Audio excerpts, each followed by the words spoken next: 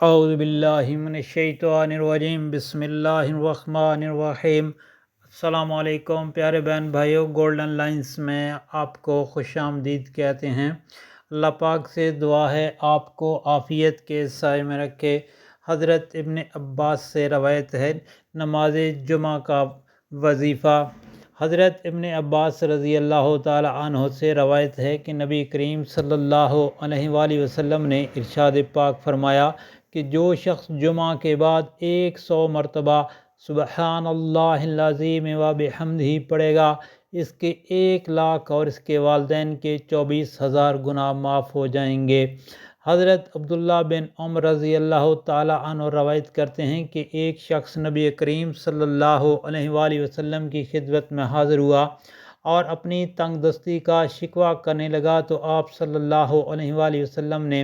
اس آدمی سے فرمایا، کیا تمہیں وہ تسبیح بھول گئی ہے جو ملائکہ کی تسبیح ہے، تمام مخلوقات کی تسبیح ہے، اسی کے ذریعے سب کو رزق دیا جاتا ہے۔ حضرت عبداللہ بن عمر رضی اللہ تعالیٰ عنہ نے عرض کیا، یا رسول اللہ صلی اللہ علیہ وآلہ وسلم، وہ کون سی تسبیح ہے؟ آپ صلی اللہ علیہ وسلم پہلے ٹیک لگا کر تشریف فرماتے، تو آپ صلی اللہ علیہ وآلہ وسلم سیدھے ہو کر بیٹھ گئے اور آپ نے فرمایا، اے ابن عمر، صبح صادق کے طلوع ہونے کے بعد سے لے کر نماز فجر تک کے درمیان یہ کلمات سبحان اللہ و بحمدہ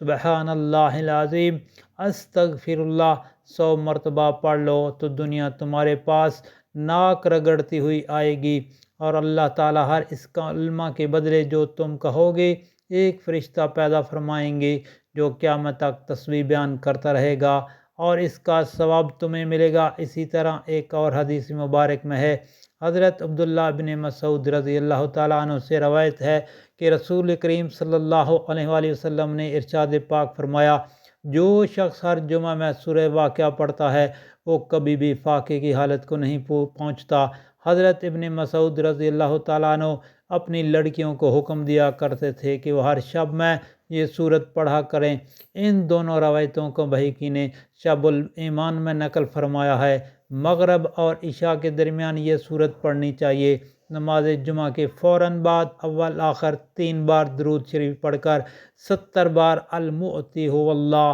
پڑھیں، مگر شرط یہ ہے کہ سلام پھیرنے کے بعد حالت نماز میں ہی بیٹھے رہیں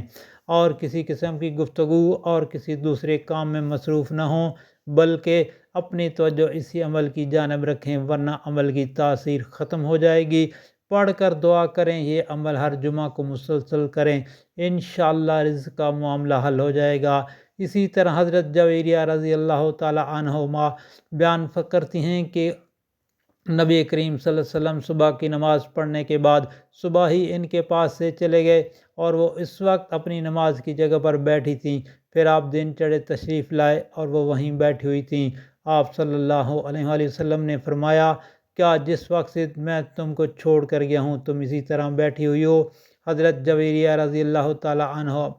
عنہما نے عرض کیا، جی، تو نبی کریم صلی اللہ علیہ وسلم نے فرمایا، میں نے تمہارے بعد یعنی تم سے جدا ہونے کے بعد 4 ایسے کلمات 3 بار کہے ہیں کہ جو کچھ تم نے صبح سے اب تک پڑھا ہے، اگر اس کا ان کلمات کے ساتھ وزن کرو تو ان کلمات کا وزن زیادہ ہوگا، اور وہ کلمات یہ ہیں،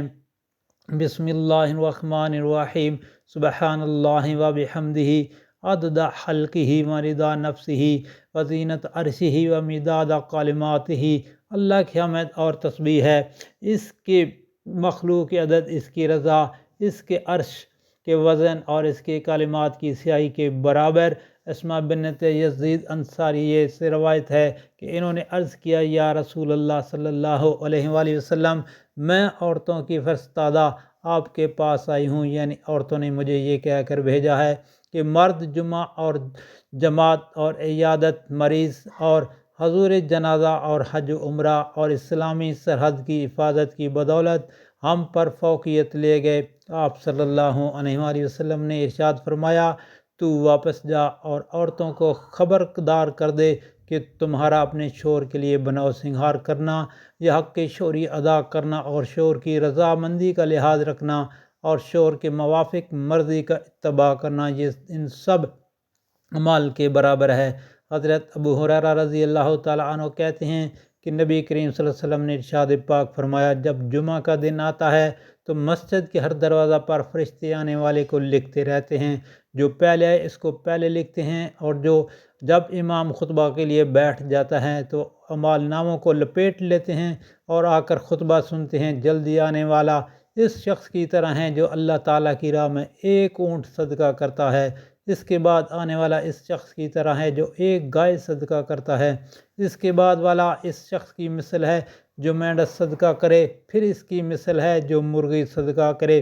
پھر اس کی مثل ہے جو انڈا صدقہ کرے۔ امیر المومنین حضرت سیدنا علی بن ابی طالب رضی اللہ تعالیٰ عنہ سے روایت ہے کہ نبی کریم صلی اللہ علیہ وآلہ وسلم نے ارشاد پاک فرمایا، جس شخص نے جمعہ والے دن سورۃ الکہف کی تلاوت کی تو عند جمعہ تک ہر طرح کے فتنے سے بچایا جاتا ہے، یہاں تک کہ اگر دجال بھی نکل آئے تو اس سے محفوظ رہے گا۔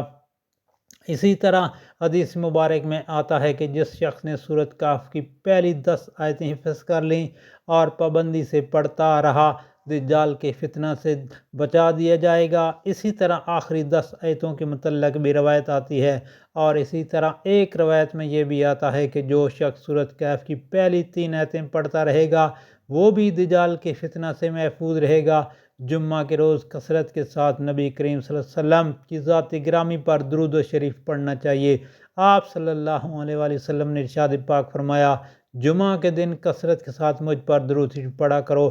جو کوئی مجھ پر جمعہ کے دن درود شریف پڑھتا ہے میرے سامنے اس کا درود شریف پیش کیا جاتا ہے۔ درود شریف چاہے دن کو پڑھا جائے یا رات کو، ثواب برابر ہے۔ چنانچہ آپ صلی اللہ علیہ وسلم نے ارشاد پاک فرمایا، جمعہ کے دن اور رات کو مجھ پر کثرت سے درود پڑھا کرو، کیونکہ جس نے مجھ پر ایک مرتبہ درود شریف پڑھا اللہ تعالیٰ اس پر 10 رحمتیں نازل فرماتے ہیں۔ حضرت انس بن مالک رضی اللہ تعالیٰ عنہ بیان کرتے ہیں کہ میں نے نبی کریم صلی اللہ علیہ وسلم سے درخواست کی کہ آپ صلی اللہ علیہ وآلہ وسلم قیامت کے دن میرے لیے شفاعت فرمائیں۔ آپ صلی اللہ علیہ وآلہ وسلم نے فرمایا، ضرور کروں گا۔ میں نے عرض کیا، اللہ کے رسول صلی اللہ علیہ وآلہ وسلم، میں آپ صلی اللہ علیہ وسلم کو کہاں تلاش کروں گا؟ آپ صلی اللہ علیہ وآلہ وسلم نے فرمایا،